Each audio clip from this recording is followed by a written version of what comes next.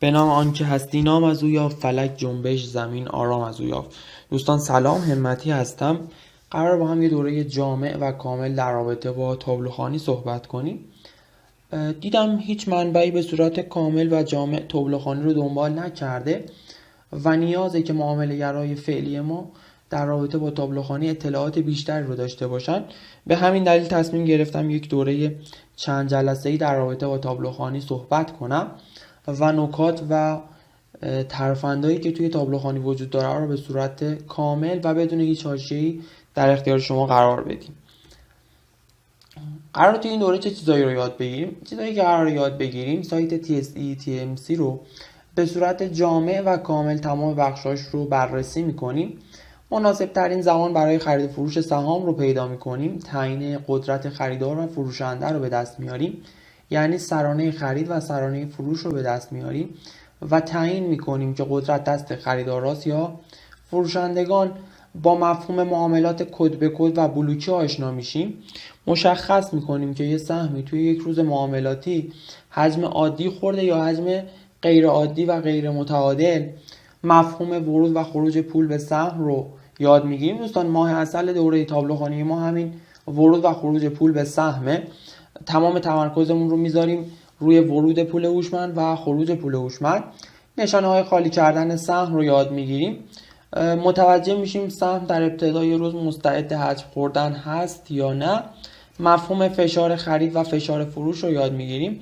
نسبت خریداران و فروشندگان و انواع سیگنال های خرید و فروشی که میتونیم از اونا استخراج کنیم رو توی این دوره قرار یاد بگیریم و تکنیک ساعت، الگوی تیک و تیک معکوس. و در این حین اگه چیز دیگه هم لازم بود رو توی مطالب میگنجونم و آموزش میدیم. بریم اسلاید بعدی. اولین چیزی که قراره با هم یاد بگیریم جایگاه تابلوخوانی. مثلا یه نکته ای رو بگم، تابلوخوانی کل مطالبش رو میشه توی یک وبینار 2 ساعته به صورت کامل و حرفه‌ای یاد گرفت. 2 ساعت، ولی نیازه که شما چندین ساعت و چندین ماه تمرین کنید تا مطالب تابلوخوانی رو با پوست و گوشت و استخونتون درک کنید. تابلوخوانی مطلب به اون صورت زیادی نداره، ولی اینکه درک کنیم بسیار مهمه. چرا بسیار مهمه تابلوخوانی؟ من بخوام اهمیت تابلوخوانی رو بگم، عامل اصلی تغییر قیمت عرضه و تقاضاست. عرضه و تقاضا. اگه تقاضا زیاد بشه قیمت میره بالا و اگه عرضه زیاد بشه قیمت میاد پایینی، که چیز خاصی نیست. اما یه نکته‌ای وجود داره. بازیگرای سهم وقتی میخوان عرضه و تقاضا رو روی سهمی زیاد کنند، یک رد پاهایی رو باید از خودشون به جا بذارن. ما این رد پاها رو توی تابلوخوانی میتونیم پیدا کنیم. این رد پاها رو توی تابلوخوانی پیدا کنیم و همگام با بازیگران سهم ورود و خروج داشته باشیم.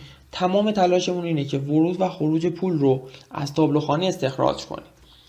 نکته‌ای که وجود داره، ما وقتی میخوایم یه سهمی رو بخریم، من مدادم رو بردارم، وقتی میخوایم یه سهمی رو بخریم 3 تا چیز برای ما مهمه. نقطه ورود اینتری ما، نقطه خروج حد سود ما و حد ضرر ما. ببین ما اینجا قرار وارد بشیم، یه حد ضرر رو در نظر میگیریم و یک حد سودی رو توی بحث مدیریت سرمایه در این رابطه کامل صحبت کردیم. حالا جایگاه تابلوخوانی توی این مسیر کجاست؟ ما توی نقطه ورودمون این قسمت وقتی میخوایم سهم رو بخریم از نشانه های خوب تابلو استفاده میکنیم.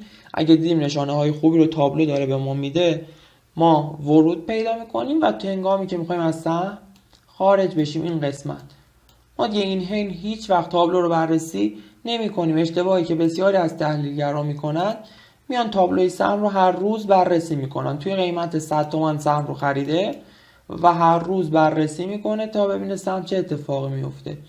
دوستان بحثی که توی روانشناسی بازار وجود داره اینه که ما وقتی معامله رو باز میکنیم میگن ست اند فورگت.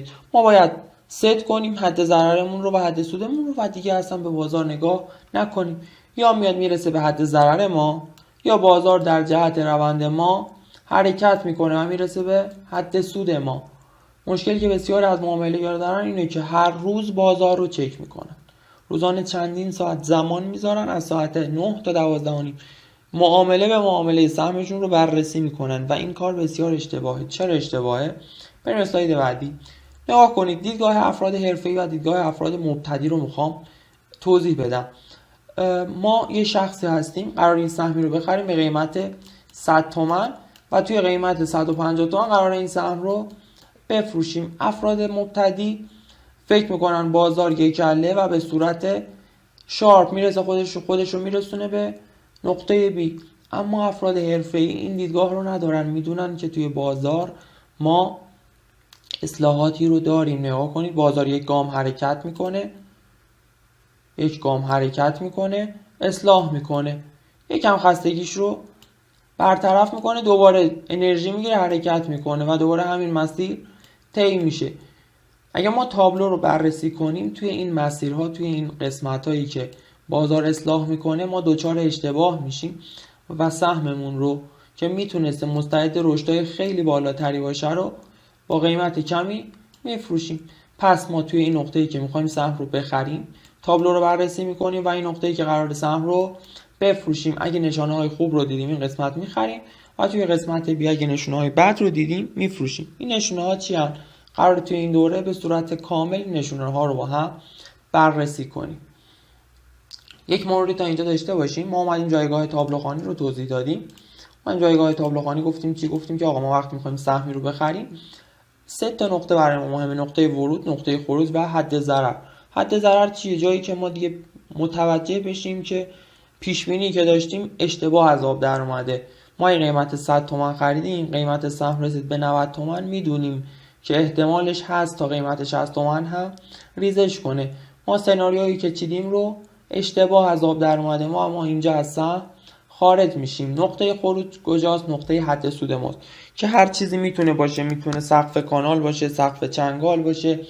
بر اساس ابزار فیبوناچی، فیبوی 3 نقطه اومدیم فیبوی اکسپنشن 100 رو پیدا کردیم و حالا همه اینها میتونه نقطه خروج ما باشه و نقطه ورود جایی که میخوایم وارد سهم بشیم. خب این تا اینجای کار.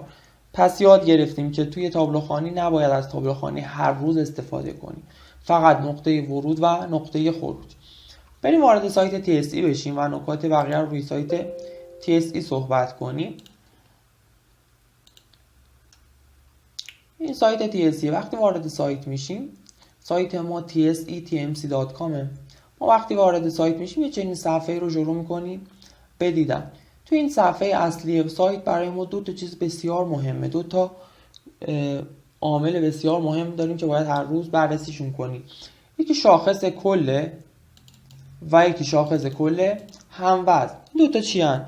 شاخص کل میانگین بازار رو برای ما حساب کرده، گفته آقا بازار ما به صورت کلی رو به رشد بوده یا به صورت کلی رو به نزول. اما شاخص کل یه کاری رو کرده. چیکار کرده؟ اومده به سهام ضریب داده. مثلا سهم وب ملت که یه سهم سنگینیه رو بهش ضریب 3 داده مثلا به فرد، و یه سهمی مثل سهم جهروم که سهم کوچولویی رو بهش ضریب 1 داده. دقیقاً عین معدل دانشگاه، یه معدل گیری کرده از تمام سهام ولی با ضریبشون. شاخص کل دومی که باید بررسی کنیم شاخص کل هموزنه.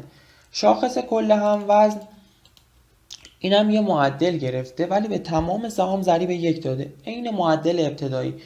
سهم ریاضی و سهم ورزش براش یک ارزش رو داشته، اما شاخص کل به ریاضی ضریب 3 داده، به ورزش ضریب 1. ما توی این صفحه این دوتا برامون مهمن، به ما نشون میده کلیت بازار به کدوم سمت حرکت میکنه. توی این روز معاملاتی شاخص کل ما 332,000 واحد بوده که 4,942 واحد رشد داشته و شاخص کل و هم وزن ما 102,000 واحد بوده و 1,737 واحد رو رشد داشتیم توی اون روز معاملاتی. این قسمت بعدی شاخص های منتخبه که برای ما نشون داده. گفتم توی این دوتا برای ما شاخص کل و شاخص کل هم وزن مهمن، بقیهشون رو زیاد استفاده نمی کنیم، زیاد کاربردی برای ما نیستن. قسمت بعدی سهام تأثیر در شاخصان. سهامی هستن که ضریب بالاتری رو داشتن و توی شاخص ما تأثیرگذار بودن شاخص کل ما.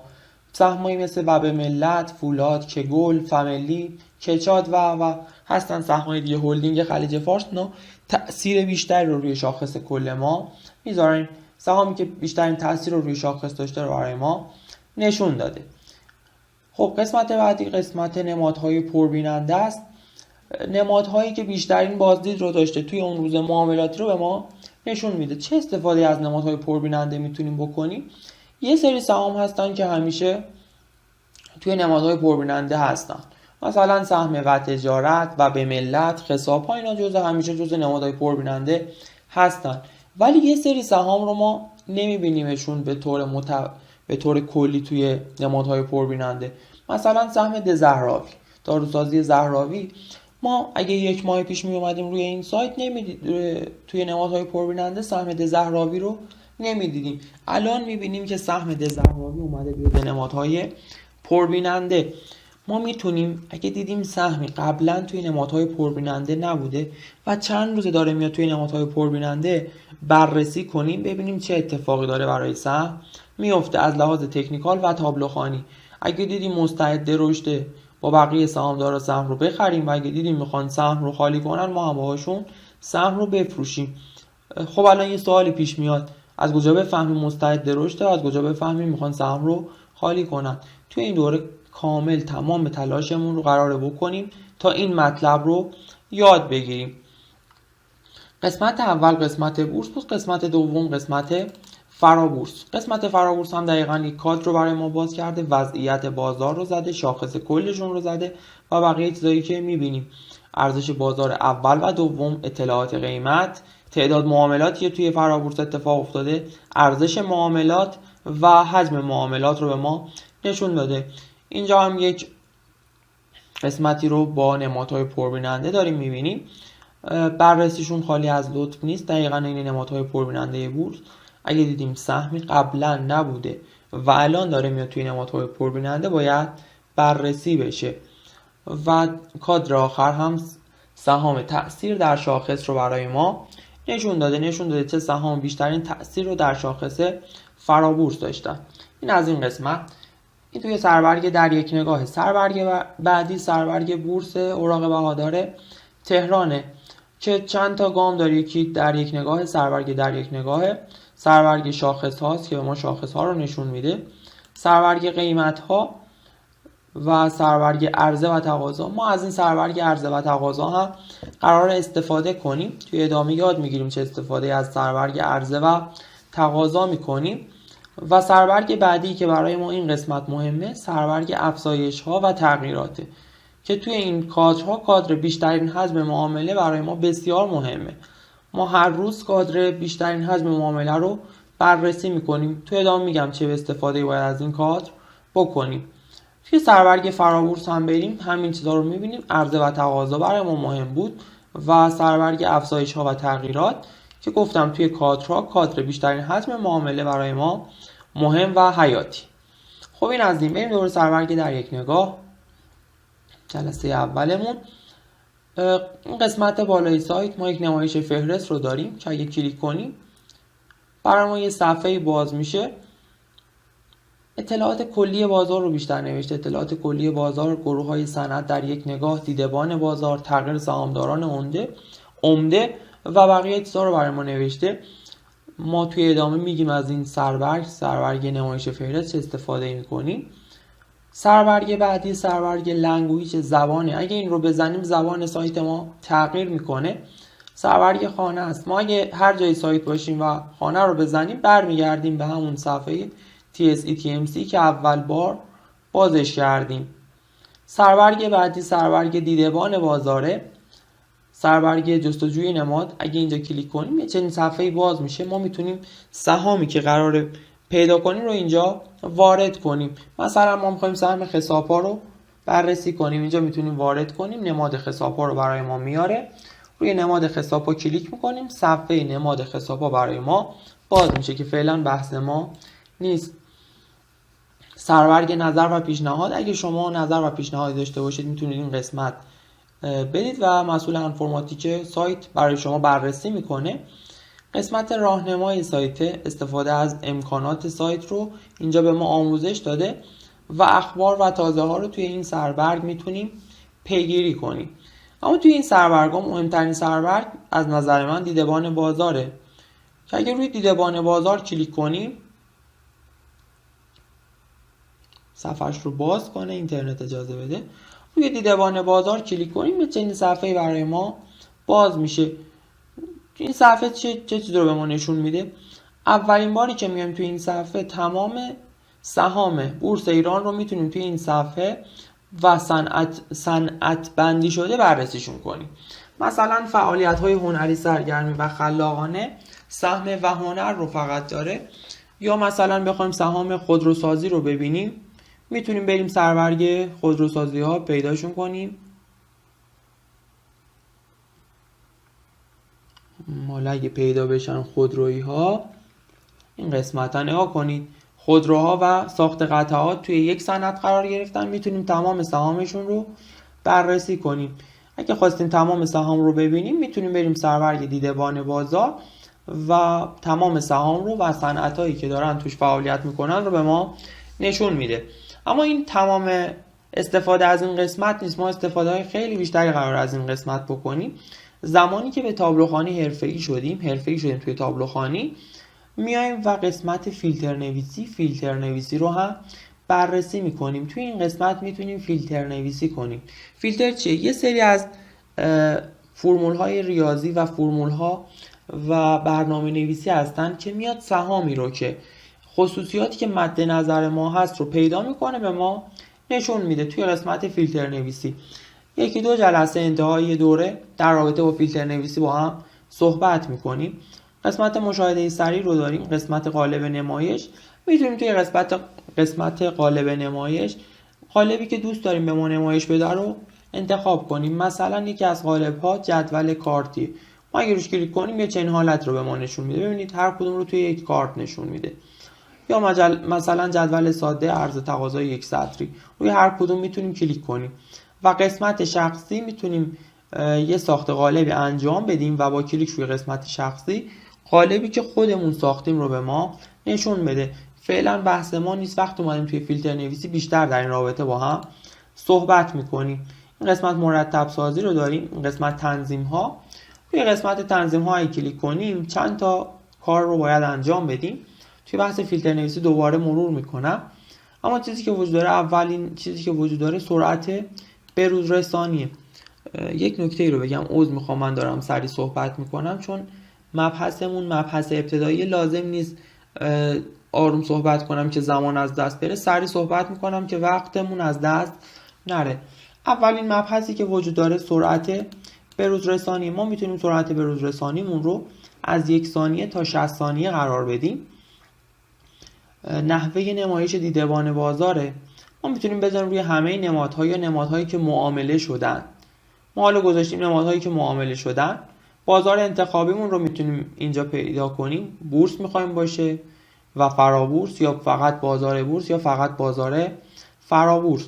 گروه بندی کنه برای ما صنعت ها رو. آره ما میخوایم گروه بندی کنه، بدونیم هر سهمی تو چه صنعتی داره کار میکنه. چرخش خودکار میتونیم بذاریم روی بله. اگه گذاشتیم خودش به صورت خودکار برای ما یک چرخش رو انجام میده و زیاد چیز مهمی هم نیست. نحوه نمایش اعداد بزرگ، میتونیم نمایش ساده رو بزنیم و یا نمایش M میلیون و B میلیارد رو بزنیم. ما میذاریم روی نمایش M میلیون و B میلیارد. نوع اوراق، ما فقط سهام برامون مهمه و فرابورسی ها بقیهشون برای ما مهم نیست. میتونیم روی حق تقدم هم کلیک کنیم که سهامی که حق تقدم هستن رو هم به ما نشون بده. قسمت اطلاعات تکمیلی 3 تا گزینه داره: حقیقی ها و حقوقی ها، آمارهای کلیدی، تاریخچه قیمت ها. این 3 تا فیلد باید برای ما روشن باشن. اگه این 3 تا نباشن، بعد زمانی که توی بحث فیلتر نویس اومدیم برای ما ایراد پیدا میکنه، میگه آقا اطلاعات تکمیلیت رو روشن نکردی. این قسمت و در نهایت میبندیم، یه چنین صفحه‌ای برای ما نشون میده. قالبمون رو بذاریم قالب اصلی سایت، جدول کلاسیک. ببینید تمام سهام رو برای ما نمایش داده. اوکی، خب این جلسه رو هم اینجا تمومش میکنم.